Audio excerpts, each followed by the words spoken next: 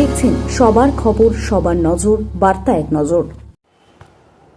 ভোটের আগে শেষ প্রচারে উত্তরপাড়া সিপিএম প্রার্থী মীনাক্ষীর সমর্থনে পথে নামলেন অভিনেত্রী উষসী চক্রবর্তী এবং সৌরভ পলধি। কোন্নগর ট্রাইপার রোড থেকে মিছিল শুরু হয়। মীনাক্ষী মুখার্জি। রবিবারের শেষ প্রচার, কি বলবেন? প্রচার শেষ হয় না, ভোটের মুখে কোড অফ কন্ডাক্টকে মেনে নিয়ে এইটা শেষ রবিবার পড়ছে, কিন্তু প্রচার মানুষের কাছে সারা বছর থাকে, এখনো আছে, ভোটের পরেও থাকবে এ বাংলাকে বাঁচানোর জন্য।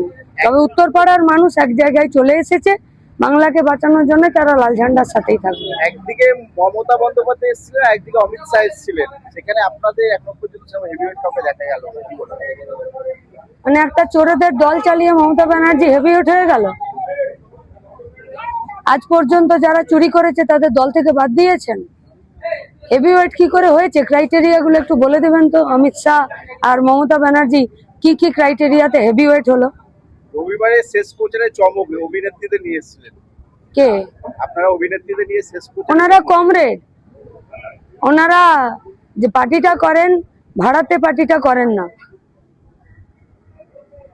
হ্যাঁ, তবে ওনাদের একটা পরিচয় আছে, সেই পরিচয়টা, ওনারা শিল্পী সংস্কৃতি জগতের মানুষ, ওনারাও বামপন্থীদের পক্ষে মানুষের কাছে আসছেন, কথা বলছেন, সেই প্রচারকে নিয়েই আসছি। আপনারা যারা মিডিয়ার মানুষজনেরা আছেন, আপনাদেরকে আমরা ধন্যবাদ দিতে চাইছি। এই গোটা প্রচার পর্বে আপনারা যেভাবে আমাদের কথা, মানুষের কথা গোটা উত্তরপাড়া সমেত গোটা পশ্চিমবঙ্গের মানুষের কাছে নিয়ে গেলেন, তার জন্য গোটা উত্তরপাড়া মানুষের সাথে আমরা আপনাদের প্রতি মানে যে সহযোগিতাটা আমরা পেয়েছি, সেই সহযোগিতার জন্য আপনাদেরকে অনেক ধন্যবাদ।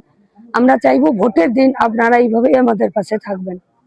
আজকে শেষ রবিবার, প্রচারে কোন এলাকায় বেরিয়েছেন বা কি বলবেন আজকে শেষ দিনটাই? গোটা উত্তরপাড়ার মানুষের কাছে আমাদের একটাই কথা, বাংলা বাঁচানোর জন্য পাশে থাকুন।